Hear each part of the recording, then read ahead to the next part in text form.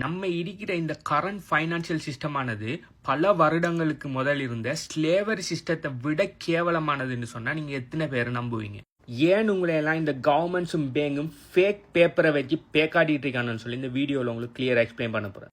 எவ்வளவுக்கு குயிக்காக இதை நீங்கள் ரியலைஸ் பண்ணீங்களோ அவ்வளோ குயிக்காக நீங்கள் தப்பிக்கலாம். ஸோ அதுக்கான சொல்யூஷனை இந்த வீடியோட எண்டில் சொல்கிறேன். ஸோ அந்த வீடியோ ஃபுல்லாக பாருங்கள். இப்போ நான் சொல்ல போகிற எக்ஸாம்பிள் உங்களுக்கு விளங்கும்னு சொன்னால் நான் என்ன சொல்கிறேன்னு உங்களுக்கு விளங்கும். நீங்கள் ஒரு என்ஜினியர்னு வைங்க, ஒரு கன்ஸ்ட்ரக்ஷன் கம்பெனியில் நீங்கள் ஒர்க் பண்ணுறீங்க. ஒவ்வொரு நாளும் 8 ஹவர் ஒர்க் பண்ணுறீங்க, 5 நாள் ஒர்க் பண்ணுறீங்க, ஒரு கிழமைக்கு 40 ஹவர் ஒர்க் பண்ணுறீங்க. நீங்கள் ஒர்க் பண்ணி முடிஞ்சது பிறகு உங்களோட பஸ் உங்கள்கிட்ட வந்து ஒரு கைப்பிடி அளவில் மண் அள்ளி தந்து, நான் இதான் நீ உலகம் ஒர்க் பண்ணதுக்குரிய ஊதியம்னு சொல்லி அவரோட வளவில் கிடக்கிற மண் அள்ளி உங்கள்கிட்ட தந்தால் உங்களுக்கு எப்படி இருக்கும்? அதைத்தான் அந்த கவர்மெண்ட் பேங்க்ஸ் உங்களுக்கு செஞ்சிட்டு இருக்காங்க. ஆனால் அது உங்களுக்கு இன்னும் விளங்குதில்லை. நீங்கள் நார்மலாக ஒரு 20 வயசில் ஆரம்பித்து ஒரு ரிட்டையர்மெண்ட் ஏஜ் 60 வயசு வரைக்கும் கிட்டத்தட்ட 40 வருஷத்துக்கு டே அண்ட் நைட்டாக ஏதோ உங்கள்கிட்ட இருக்கிற ஸ்கில்லை பாவிச்சு, அப்படி இல்லாட்டி உங்களோட எனர்ஜியை பாவிச்சு, டைமை பாவிச்சு நீங்கள் செய்கிற ஒர்க்குக்கு அவனுங்களை என்ன பண்ணுறானுன்னு சொன்னால், காசுன்ற பேரில் உங்களுக்கு வெறும் பேப்பரை எந்த விதமான பேக்கப்புமே இல்லாமல் பிரிண்ட் பண்ணி உங்களுக்கு தந்துட்டு இருக்கானு. அவங்க என்ன பிரிண்ட் பண்ணுறா? அவங்க பிரிண்ட் எல்லாம் பண்ணலை, அது கவர்மெண்டோட ஒஃபிஷியல் நோட். கவர்மெண்ட் எதை வச்சு பேக்கப் பண்ணுறாங்க?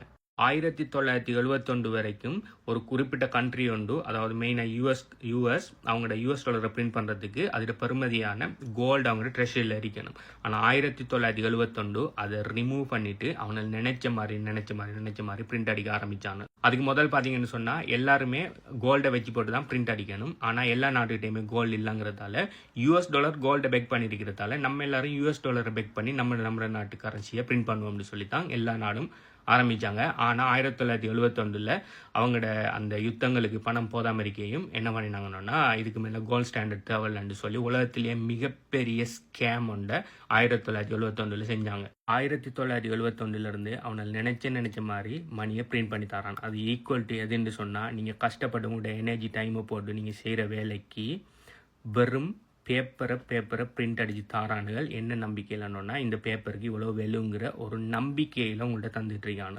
ஆனால் அந்த வேல்யூ உண்மையான நம்பிக்கையை ப்ரொமிஸ் பண்ணியிருக்கான்னு சொன்னால் இல்லை. அதுக்கு உதாரணம் என்னென்னா, நீங்கள் ஒரு $100 5 வருஷத்துக்கு முதல் வாங்குவீங்கன்னு சொன்னால் ஒரு பொருள் 10 கிடைக்குதுன்னா, இன்றைக்கு அதே பொருள் உங்களுக்கு 5 கிடைக்கும். இன்னொரு 5 வருஷத்துக்கு பிறகு அதே பொருள் உங்களுக்கு 1 கூட கிடைக்குமாங்கிற சந்தேகம். ஆனால் நீங்கள் 5 வருஷத்துக்கு முதல் பாவிச்சது $100 தான், இன்றைக்கு பாவிக்கிற $100 தான், நீங்கள் இந்த 5 வருஷத்துக்கு பிறகு பாவிக்கிறது $100 தான். ஸோ அவங்களோட ப்ராமிஸ் அவங்க எப்போயோ மீறிட்டாங்க. ஓகே, அவங்க $100 எப்போயும் $100 இருக்குன்ற ஒரு ப்ராமிஸில் தான் ஒரு பேப்பர் வந்து உங்களுக்கு பிரிண்ட் அடித்து தந்தாங்க. ஆனால் அந்த பிரிண்ட் அடித்த பேப்பருக்குரிய வேல்யூ ரியல் வேல்யூ இல்லை. நம்மளாம் சொல்லுவோம், ஐயோ பொருட்களோட விலையெல்லாம் கூடுது, இன்ஃப்ளேஷன் கூடுது. பொருட்களோட விலை ஒரு காலமும் கூட இல்லை, சரியானே. உங்கள்கிட்ட இருக்கிற பணத்தோட பெருமதி குறைஞ்சிட்டு போகுது, அவ்வளோதான். அதுலேயும் இன்னொரு ஜோக் என்னன்னு சொன்னால், அப்படி வெறும் பேப்பரை நம்ம போடுற எஃபர்ட்டுக்கு கஷ்டப்பட்டு போடுற எஃபர்ட்டுக்கு பிரிண்ட் அடித்து தாரானுகள்னு சொல்லி அதையும் பொறுத்தாலும் அது தார மாதிரி தந்துட்டு அதுக்கு டெக்ஸ்ட்ன்ற ஒரு ஜோக் கொண்ட போட்டு உங்கள்கிட்ட இருந்து அதில் இருந்து பாதியே பிடிங்க எடுக்கானே பார்த்தீங்களா சொன்னேன். அப்போ இவனுகளை மாதிரி அந்த வார்த்தையை சொல்ல நான் விரும்பலை, இருப்பானலார் நான். இன்னமும் நீங்கள் குதிரைக்கு அந்த கடிவாளம் போட்ட மாதிரி எனக்கு ஒன்றுமே தெரியலை. நாங்கள் கவர்மெண்ட் சொல்கிறது தான் கேட்டுட்டு நாங்கள் எங்களுக்கு பின்னால் இவ்வளோ பிரச்சனை நடந்துகிட்டு இருக்குது, எங்களை பச்சையாக ஏமாற்றிட்டு இருக்கானு தெரியும். இருந்தாலும் அதை எது கேட்குறதுக்கு எங்களுக்கு தைரியம் இல்லை. நாங்கள் இப்படி தான் இருப்போம்னா தாராளமாக இருந்து கொள்ளுங்க. ஓகே, நீங்கள் கடைசியாக 40 வருஷம் நீங்கள் போட்ட எஃபர்ட்ற பெருமதி 0.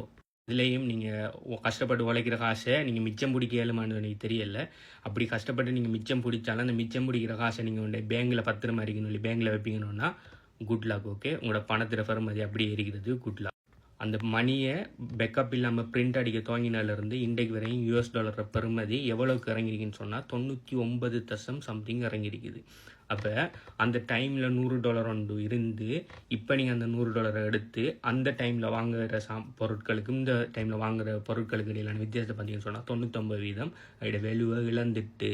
அப்போ உங்களுக்கு ஒரு நல்ல கொஸ்டின் ஒன்று வரும். அப்போ மணியை அவங்க பிரிண்ட் அடித்து தாராங்கன்னா அவங்களுக்கு எவ்வளவு வேணும்னாலும் அவங்க பிரிண்ட் அடிக்கலாம் தானே. அப்போ ஏன் கவர்மெண்ட்டை ரன் பண்ணுறதுக்கு டெக்ஸ்ட்ன்ற ஒரு விஷயம் ஒன்று போட்டு அந்த மணிலேருந்து நம்மள்ட்ட இருந்து வாங்கி எடுக்காங்கன்னு சொல்லி உங்களுக்கு ஒரு கொஸ்டின் ஒன்று வரலாம். அதுக்குரிய ஆன்சர் என்னென்னா, நாங்கள் பிரிண்ட் அடிக்கிறதால எங்களோட கவர்மெண்ட் ரன் ஆகலை, ஓகே, நீங்கள் தார பணத்தால் தான் எங்களோட கவர்மெண்ட் ரன் ஆகுதுன்னு சொல்லி உங்களுக்கு ஒரு பிம்பம் ஒன்று காட்டி உங்களை பே காட்டணுங்கிறதுக்காகத்தான் டெக்ஸின்ற ஒரு மிகப்பெரிய ஸ்கேம் ஒன்று நடந்துட்டு இருக்குது.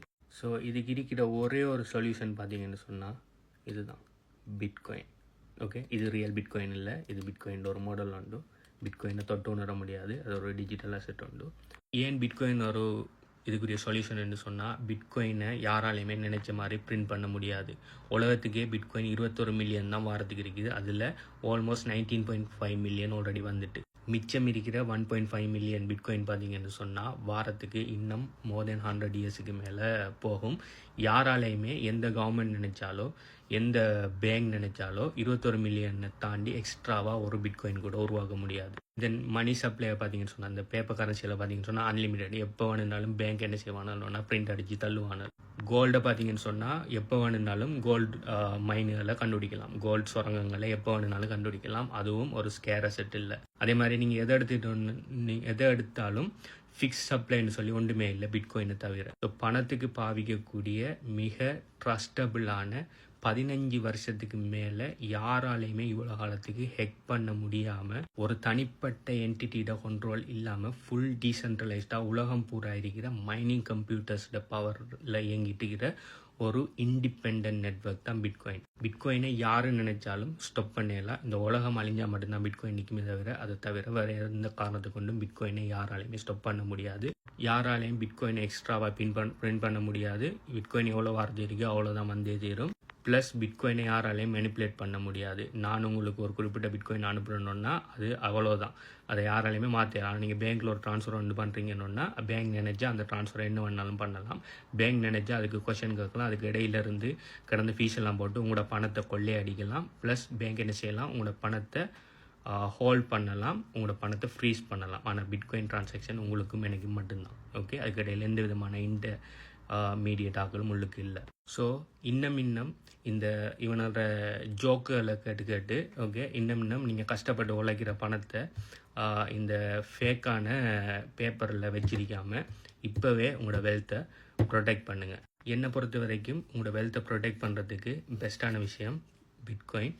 ஆனால் அதை தாண்டி ஓகே, உங்களுக்கு பிட்காயினில் நம்பிக்கை இல்லாட்டி உங்களுக்கு எதில் நம்பிக்கை இருக்கோ அதில் மாற்றிக்கொள்ளுங்க. ஆனால் தயவு செய்து உங்களோட கஷ்டப்பட்டு நீங்கள் ஏர்ன் பண்ணின பணத்தை உங்களோட பேப்பர் கரன்சியாக உங்களோட பேங்க்கில் வத்துற மாதிரின்னு சொல்லி வைக்காதீங்க. ஏன்னா உங்களோட பணத்தை பிரிண்ட் பண்ணி தள்ளிட்டு இருக்கானால் அவனோட சொந்த தேவைக்காக. இதை பற்றி நீங்கள் என்ன நினைங்கன்னு சொல்லி கீழே கமெண்ட் பண்ணுங்கள். நான் சொல்கிற விஷயமெல்லாம் உங்களுக்கு விளங்குதா? அப்படி இல்லாட்டி இன்னும் நீங்கள் இந்த இவனால் சொல்ல அந்த மெயின் ஸ்ட்ரீம் சொல்கிற விஷயங்களை கேட்டுட்டு இல்லை நாங்கள் அந்த பூமர்ஸாக தான் நாங்கள் இருப்போம்னு சொல்லி நீங்கள் நினைங்களான்னு சொல்லி கீழே கமெண்ட் பண்ணுங்கள். ப்ளஸ் உங்களுக்கு பிட்காயின் என்ன, இது எப்படி தொழிற்படுது, இந்த பேசிக் என்ன, பிட்காயின் எப்படி வாங்கலாம், எப்படி பத்திரமா இதை செல்ஃப் கஸ்டடியில் வச்சு ஸ்டோர் பண்ணலாம், இதை எப்படி மல்டிப்ளை பண்ணலாம், எப்படி ஸ்கேல் பண்ணலாம்னு சொல்லி எல்லா விஷயத்தையுமே நான் பிட்காயின் ஹாவர் சிஸ்டத்தில் 100% ஃப்ரீயாக டீச் பண்ணியிருக்கேன். யாருக்கு நான் வேணும்னு சொன்னால் ஏன் அந்த சிஸ்டம் உங்களுக்கு வேணும்னு சொல்லி கமெண்ட் பண்ணுங்கள். உங்களோட ரீசன் சரியான ரீசனாக இருக்குன்னு சொன்னால் அது எங்கே எடுக்குன்னு சொல்லி நான் சொல்கிறேன். பை.